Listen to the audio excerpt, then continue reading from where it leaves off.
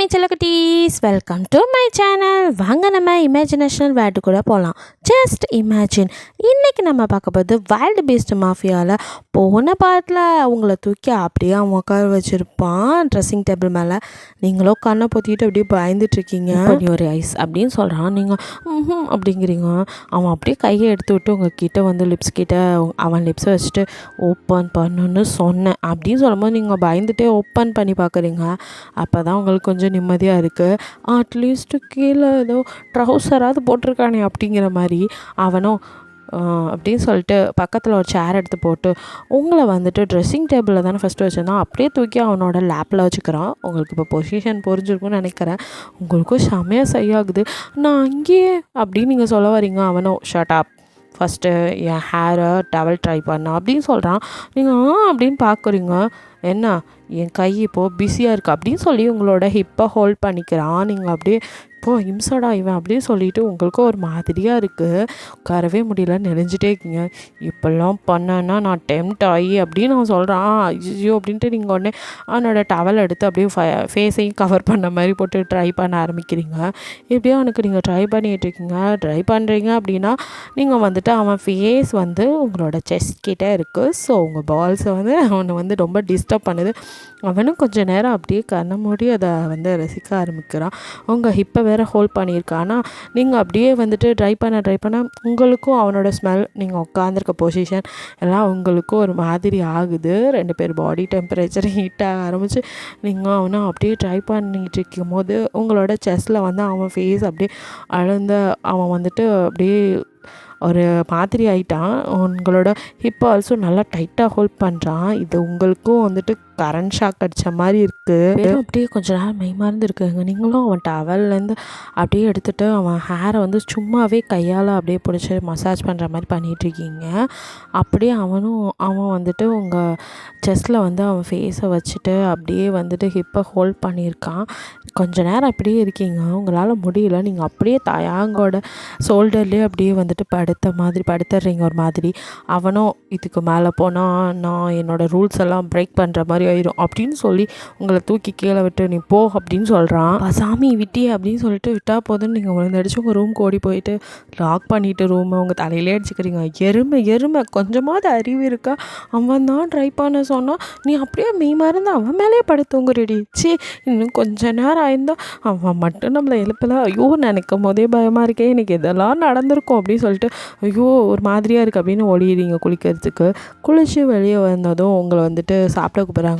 ஐயோ அவன் ஃபேஸை பார்க்கறதுக்கே ஒரு மாதிரியாக இருக்கே அப்படின்னு சொல்லிட்டு போய் உட்காந்து சாப்பிட்றீங்க. தயாங்க உங்களை எதுவும் சொல்லலை. பட் உங்களுக்கு தான் அவனை பார்க்கவே ஷையாக இருக்குது. இதெல்லாம் அவனும் அப்படியே ஓரக்காலாக பார்த்துட்டு சரி ஏற்கனவே ரொம்ப ஒரு மாதிரி இருக்கா, நம்மளும் டிஸ்டர்ப் பண்ண வேணாம்னு நினச்சானமோ உங்களை ஒன்றும் பண்ணாமல் விட்டுட்டு போயிடறான். நீங்கள் அப்பாடா கிளம்பிட்டான், இப்போ தான் கொஞ்சம் ரிலாக்ஸாக இருக்குது அப்படின்னு சொல்லி சாப்பிட முடிச்சதும் என்ன இந்த சாட்டர்டே நமக்கு போரிங்காக இருக்குது அப்படின்னு சொல்லிட்டு நீங்கள் என்ன பண்ணுறீங்க, உங்களோட ப்ராஜெக்ட்லாம் இருக்குது அதெல்லாம் எடுத்து பண்ணிகிட்ருக்கீங்க. அதுக்கப்புறமும் உங்களுக்கு போர் அடிக்குது. ஐயோ முடியலை, ரொம்பவும் பெருசாக இருக்கே இன்றைக்கி டே அப்படின்னு சொல்லிட்டு எப்படா முடியும், இப்போயே இப்படி இருக்கே, இன்னும் காலேஜ் முடிஞ்சால் அதுக்கு மேலே போர் அடிக்கும் போல் இருக்குது. அதுவும் இல்லாமல் நம்ம இவர் கூட இருந்தால் ஐயோ அப்படின்னு சொல்லி கண்டதையும் நினச்சிட்டு இருக்கும்போது உங்கள் ஸ்வீட்டி ஃபோன் பண்ணுறா. என்னடி உங்கள் சித்தி வீட்டில் ரொம்ப போர் அடிக்குதா, நம்ம எங்கேயாவது வெளியே போகலாமா அப்படின்னு சொல்லி கேட்குறா. நீங்கள் ஒன்று நான் எந்த சித்தி வீட்டில் இருக்கேன், நான் தாயாங்க வீட்டில் இருக்கா அப்படின்னு சொன்னதும் அப்போயா சரிடி நான் கால் கட் பண்ணுறேன் அப்படின்னு அவன் ஃபோன் வைக்க போகிறா. நீங்களாம் சிரிக்கிறீங்க. ஏன்டி சிரிக்கிற அப்படின்னு சொல்லி கேட்குறா. இல்லை நீ எதுக்கு இப்போ இவ்வளோ பயந்து சாகிற, தயாங்கன்னு பேரை கேட்டதுமே வைக்கிறேங்கிற, அவன்லாம் ஆஃபீஸ் போயிட்டான்டி, நான் மட்டும் தனியாக தான் இருக்கேன், செம்மையாக போர் அடிக்குது. ஆமாம்ல இன்றைக்கி செம்ம போரிங், அதனால தான் நான் கூட உன்னை வெளியே போகலாம் அப்படின்னு கூப்பிடலான்னு கால் பண்ணேன். அப்படியா, ஆமாடி 2 பேரும் சேர்ந்து அப்படியே மால் போயிட்டு ஏதாவது ஒரு மூவி பார்த்துட்டு வரலாமா, டைம் போயிடும் அப்படின்னு சொல்கிறா ஸ்வீட்டி. நீங்களும் ஓகே இது கூட நல்ல ஐடியாவாக தான் இருக்குது, சரி கிளம்பி வா அப்படின்னு சொல்கிறீங்க. அவளும் ஓகேன்ட்டு உங்களை பார்க்க தான் கிளம்பி வரா. நீங்கள் அதுக்குள்ளே உங்களோட அசிஸ்டன்ட் ஜி ஹூ கிட்ட போய் இந்த மாதிரி வெளியில் போகிறேன் அப்படின்னு மட்டும் இன்ஃபார்ம் பண்ணிவிட்டு உங்கள் ஃப்ரெண்ட் ஸ்வீட்டி வந்தது அவள் கூட கிளம்பி ஒரு மாலுக்கு போகிறீங்க. போயிட்டுருக்க வழியிலே நம்ம ஸ்வீட்டி சும்மா இருக்காமல் என்னடி என்ஜாய் பண்ணுற போல் அப்படின்னு சொல்கிறா. நீங்கள் என்னது என்ஜாய் பண்ணுறேன், என்னை பார்த்தா அப்படியா தெரியுது அப்படின்னு. இல்லை எப்போவுமே மூஞ்சில் ஒரு ரஃப்னஸ் இருக்கும், இன்றைக்கி அது இல்லை, பட் வேறு மாதிரி. என்னடி காலையில் எதுவும் கசமுசாவா அப்படின்னு சொல்லி கேட்குறான். நீங்கள் அவன் மண்டை மேலே ஒன்று வச்சு பேசாமல் ஒழுங்காக வண்டி ஓட்டு இல்லை அவ்வளோதான் அப்படின்னு சொல்லிட்டு மார்னிங் நடந்ததை கொஞ்சம் நினச்சி பார்க்குறீங்க. உங்களுக்கே கொஞ்சம் ஷை ஆகுது. அவளும் அப்படியே மிரர் வழியாக அவங்கள பார்க்குறா. ஷைலாம் ஆகுறா, ஆனால் நான் சொன்னால் மட்டும் ஒத்துக்க மாட்டா அப்படின்னு சொல்லிட்டு இப்போ மட்டும் ஆள் முன்னாடி வந்தா அப்படின்னு மறுபடியும் ஆரம்பிக்கிறா. அட்டியே வாய் வச்சுட்டு சும்மா ரெடி சனியே அப்படின்னு சொல்லி திட்டிட்டு நீங்கள் கரெக்டாக மால் வந்ததும் போய் வண்டியை பார்க் பண்ணுறா ஸ்வீட்டி. நீங்கள் நின்றுட்டுருக்கீங்க பக்கத்தில், ஆனால் அந்த இடத்துல பார்க் பண்ணக்கூடாது அப்படின்னு சொல்லி செக்யூரிட்டி பிரச்சனை பண்ணுறான். நீங்களாம் பார்க் பண்ணாதம்மா, அந்த பக்கம் போய் பார்க் பண்ண அப்படிங்கிறான். உடனே ஸ்வீட்டி சண்டைக்கு போகிறான். ஏன் நான் இங்கே பார்க் பண்ணாமல் நான் இங்கே உள்ள மாலுக்கு வந்துட்டு இந்த காம்ப்ளெக்ஸில் வந்து பார்க் பண்ணாமல் பக்கத்து வீட்டு காம்ப்ளெக்ஸில் போய் பண்ண முடியும், ஏயா லூசா நீ அப்படின்னு சொல்லி அவன்கிட்டே சண்டைக்கு போகிறான். இந்த பாருமா சின்ன பொண்ணாச்சுன்னு பொறுமையாக சொல்லிட்டு இருக்க, இல்லைன்னு வச்சுக்கோ செக்யூரிட்டி கூட்டி உன்னை வெளியே தள்ளிடுவா அப்படின்னு சொல்கிறான். நீ ஏன் செக்யூரிட்டி, நீ இன்னும் 2 செக்யூரிட்டி கூப்பிடியான்னு சொல்லி இவன் சண்டைக்கு நின்றுட்டுருக்கா. அப்போ கரெக்டாக ஒரு கார் வேகமாக வந்து அவங்க பக்கத்தில் நிற்கிது. நீங்கள் ஒரு நிமிஷம் யாராவன் அப்படிங்கிற மாதிரி பார்த்துட்ருக்கீங்க. ஸ்வீட்டியும் பார்க்குறா. பட் அதுக்குள்ளேருந்து இறங்குனா நம்ம தயாங்க பார்த்தது அந்த செக்யூரிட்டியும் அப்படியே அமைதியாகிடுறான். தயாங்கன்னே அவன் பாடி கார்ட்ஸை விட்டு இந்த செக்யூரிட்டி இங்கேருந்து ரிமூவ் பண்ணுங்க அப்படின்னு சொன்னதும் அவங்க தூக்கிட்டு போயிடறாங்க. அப்படியே இதை பார்த்த ஸ்வீட்டி பயந்து போய் தயாங்க பார்த்துட்டு உங்கள் பின்னாடி வந்து ஒளிரா பம்புறா. அப்படியே நீங்களும் வாய் என்ன வாயோ சனியம் பிடிச்ச வாய், அதில் கொல்லிக்கட்டையை தான் திணிக்கணும் அப்படின்னு சொல்லி கத்துறீங்க. அவங்க அப்படியே உங்களை பார்த்துட்டோம் அவங்க முன்னாடி வந்து நிற்கிறான். அவனை பார்த்தது இவள் பம்பிட்டு இருந்தவ இன்னும் பின்னாடி போயிடுறா. இப்போ தயாங்கோ என்னை ரொம்ப மிஸ் பண்ண போல பேபி, அதான் என்னை தேடி இங்கே வந்துட்டியோ அப்படின்னு சொல்கிறான். நீங்கள் ஐயோ இவன் என்ன இப்படிலாம் பேசுகிறான் அப்படின்னு சொல்லி பின்னாடி இருக்கிறவன் நிற்கிறாளா அப்படின்னு ஸ்வீட்டியே பார்க்குறீங்க. அவளோ 10 அடி தள்ளி போய் நிற்கிறா. துரோகி அப்படின்னு சொல்லிட்டு நீங்கள் திரும்பி நல்ல வேலை தள்ளியாச்சும் போனால் பேசினது அவள் காதல் விழுந்திருக்காது அப்படின்னு சொல்லிட்டு நீங்கள் அப்படியே ஆசை தான் அதெல்லாம் ஒன்றும் இல்லை, நான் வந்து மால்க்கு மூவி பார்க்கலான்னு வந்தேன், என் அசிஸ்டன்ட்ஸ் கிட்டே சொல்லிட்டு தானே வந்தேன் அப்படின்னு சொல்கிறீங்க. கிட்டே வந்து சரி எல்லோரும் ஓனாகவே சாப்பிட போகலாமா, எங்கள் கூட லஞ்சுக்கு ஜாயின் பண்ணிக்கோங்க அப்படின்னு சொல்லி ஒருத்தர் சொல்கிறான். நீங்கள் யாரா அது அப்படின்னு சொல்லி தயாங்க்கு பின்னாடி அப்படியே எட்டி பார்க்குறீங்க. அங்கே ஒருத்தன் நிற்கிறான், அது உங்களுக்கு யாருன்னு கூட தெரில. அவன் வந்து நேம் எரிக். அவன் வந்து நம்ம தயாங்கோட பிஸ்னஸ் பார்ட்னர். 2 பேரும் ஒன்றா தான் லஞ்சுக்கு வந்திருப்பாங்க. ஸோ உங்களை அவன் கூப்பிட்டோம். நீங்களும் இல்லை நீங்கள் 2 பேரும் ஒன்றா லஞ்சை பாருங்கள், நான் வந்து என் ஃப்ரெண்டோட போகிறேன், எங்களுக்கு ஒரு வேறு வேலை இருக்குது அப்படிங்கிற மாதிரி சொல்கிறீங்க.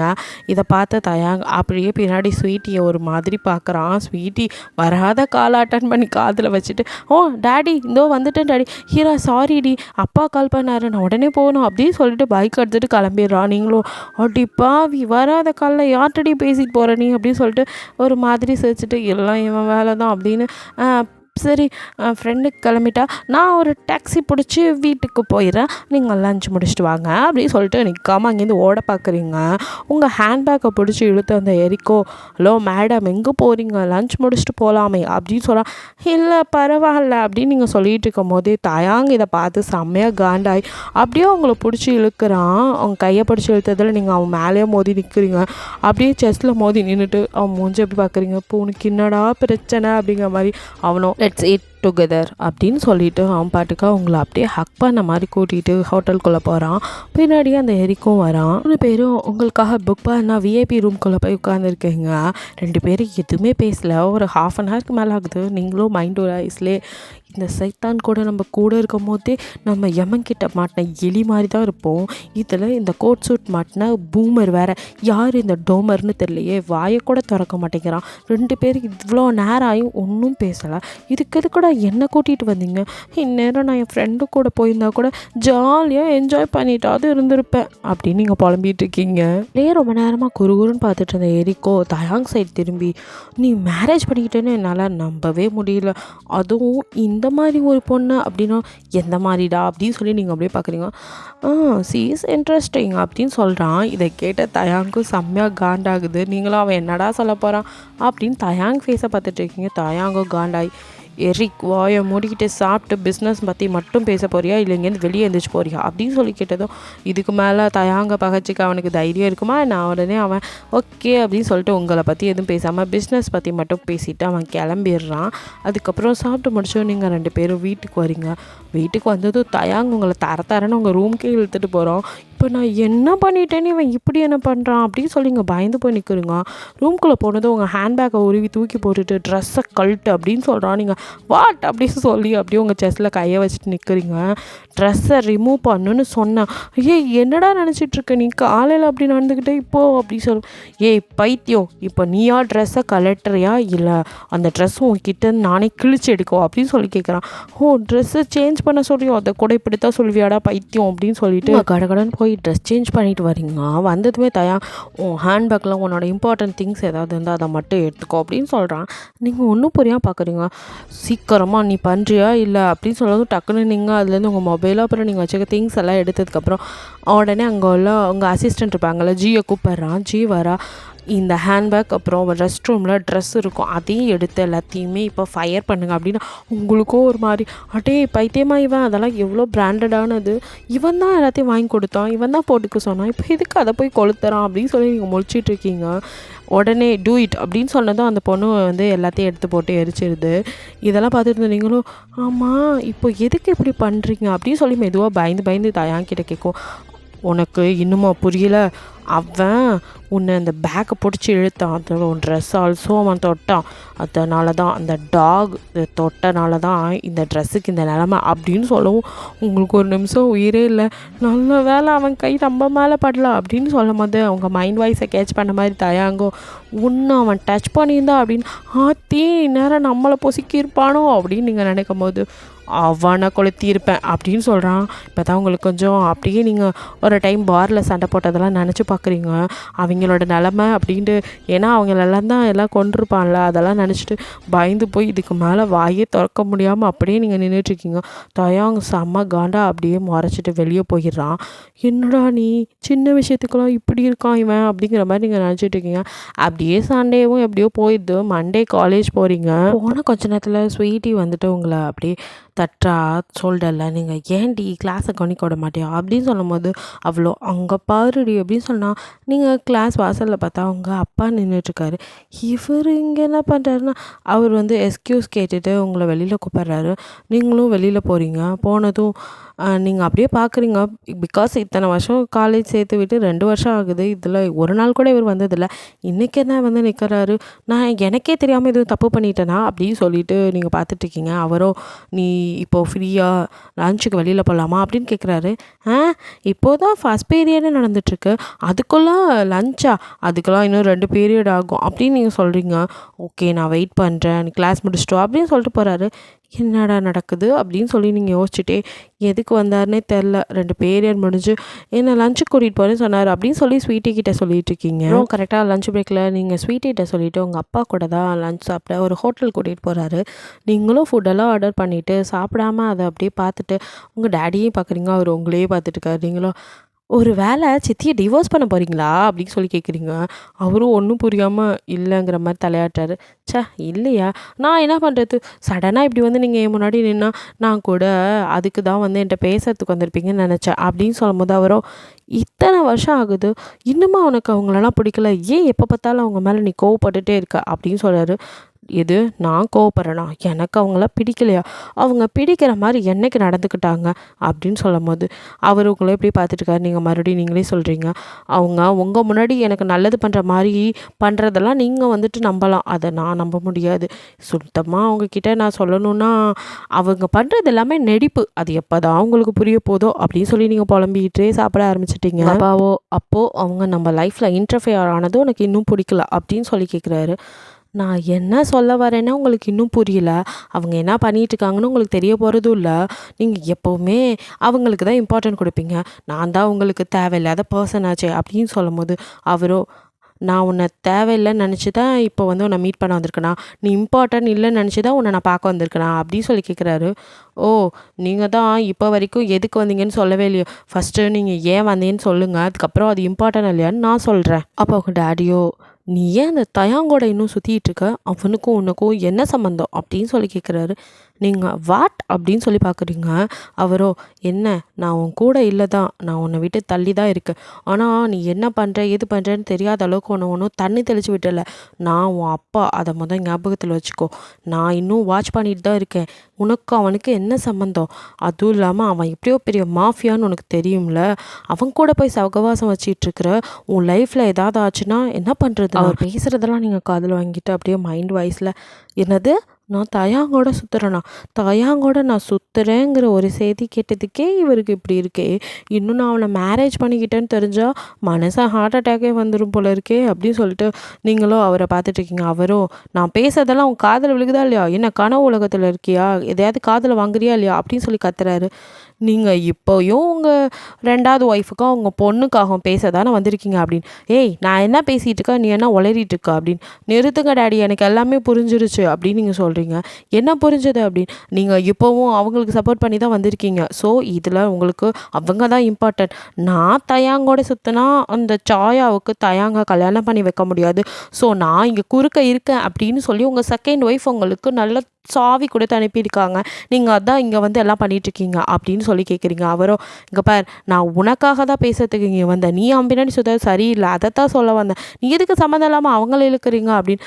எதை அப்படின்னு சொல்லி நீங்கள் பார்க்குறீங்க. ஒரு பொண்ணுக்கு இவ்வளோ ஆட்டிடியூட் ஆகாது அப்படின்னு சொல்கிறார். நான் பொண்ணே இல்லைன்னு வச்சுக்கோங்க. ஆமாம், நீங்கள் ஏன் என்னை தயாங்க விட்டு தள்ளி இருக்க சொல்கிறீங்க? அவன் எவ்வளோ பவரான அப்பியரன்ஸான ஆள், அவனோட ஆட்டிடியூட் கெத்துக்கெல்லாம் பக்கத்தில் கூட யாரும் நிற்க முடியாது, நான் ஏன் அவனை விட்டு தள்ளி இருக்கணும் அப்படின்னு சொல்லி கேட்குறீங்க. அவரும், அதான் நீயே சொல்கிறிய, அவனோட பவரும் ஆட்டிடியூடு இதெல்லாம் வந்து நீ பார்க்கும் போதே உனக்கு தெரியல, அவன் கூட கூட நம்ம நிற்க முடியாது. இதில் நீ அதுவும் இல்லாமல் அவனோட ஏஜ் என்ன, உன் ஏஜ் என்ன, நீ இப்போ தான் படிச்சுட்ருக்க, உனக்கு 20 வயசு தான் ஆகுது அப்படி. ஓ அப்படியா, அப்போ நான் அதெல்லாம் பண்ணக்கூடாது, இப்போ சாயா மட்டும் பண்ணலாமா, இதெல்லாம் நீங்கள் அவகிட்ட ஏன் சொல்லலை அப்படின்னு சொல்லி கேட்குறீங்க. பாரு, அவங்க பெரிய இடம், அதுவும் இல்லாமல் அவரெல்லாம் உன்னால் கண்ட்ரோல் பண்ண முடியாது அப்படின்னு சொல்லிங்க. நானே ஒத்துக்கிறேன், அதெல்லாம் எனக்கும் தெரியும். ஆனால் நீங்கள் இதே டைலாக்கை அவகிட்டே சொல்லியிருந்தா பரவாயில்ல, என்கிட்ட மட்டும் நீங்கள்லாம் எங்கள் அம்மா இறந்ததுக்கப்புறம் எங்கள் அம்மாவே மறந்துட்டீங்க, என்னை மட்டும் என்ன ஞாபகம் வச்சுட்டா இருக்க போகிறீங்க, இப்போது காலப்போக்கில் என்னையும் நீங்கள் மறந்துடுவீங்க, இதுக்கு மேலே உங்ககிட்ட பேசுறது வேஸ்ட் அப்படின்னு சொல்லிட்டு நீங்கள் படிக்க எழுந்து போயிடுறீங்க. நீங்கள் வெளியில் வந்து அங்கே கார்டனில் வந்து உட்காந்துட்ருக்கீங்க. உங்கள் அப்பா அப்படியே பார்த்துட்டே நிற்கிறாரு. அவரும் எதுவும் பேசலை, அப்படியே கிளம்பி போயிடுறாரு. நீங்களும் அப்படியே கடுப்பில் இங்கேயே உட்காந்துட்ருக்கீங்க. உங்களுக்கு அழுகையாக வருது. இந்த டைம் அம்மா கூட இல்லை நம்ம கூட அப்படின்னு சொல்லிட்டு இப்போ தான் ரொம்ப ஃபீல் பண்ணி அழுகுறீங்க. ரொம்ப கஷ்டமாக இருக்குது உங்களுக்கு. நீங்கள் அழுதுகிட்டே இருக்கும் போது யாரும் உங்கள் முன்னாடி நிற்கிற மாதிரி இருக்குது. சடனாக யார் இது அப்படின்னு சொல்லி பார்த்துட்டு அப்படியே கண்ணை தொடச்சிட்டே பார்க்குறீங்க. பார்த்தா எரிக் தான் நிற்கிறான். அவனை பார்த்தது நீங்கள் ஹலோ அப்படின்னு சொல்லி சிரிச்சுட்டே, சரி இல்லாட்டி அவன் தயாங்கிட்ட போட்டு கொடுத்துருவான், இங்கே உட்காந்து நம்ம அழுகிறோம் அப்படின்னு சொல்லிட்டு அப்படின்னு தயாங்கு தெரிஞ்சவனாச்சேன்னு ஜஸ்ட்டு ஒரு ஹலோ சொல்லலான்னு சொல்லியிருப்பீங்க. அவனும் அப்படியே உங்களை பார்க்குறான். நீங்கள் எப்படி இருக்கீங்க அப்படின்னு சொல்லி கேட்கவும் அவன் வந்துட்டு, அதான் உன்னை பார்த்துட்டேனே, இனி எப்படி நல்லாக்குது அப்படின்னு சொல்கிறான். உங்களுக்கு செம்மையாக காண்டாக்குது. ஏதோ தயாங்கு தெரிஞ்சவங்கனால தான் சிரிச்சு ஹலோ சொன்னோம், ரொம்ப ஓவராக பண்ணுறானே அப்படின்னு சொல்லி கடுப்பில் நின்றுட்டுருக்கீங்க. இதோட இந்த பார்ட் முடியுது. நெக்ஸ்ட் பார்ட்டில் என்ன நடக்குதுன்னு பார்க்கலாம்.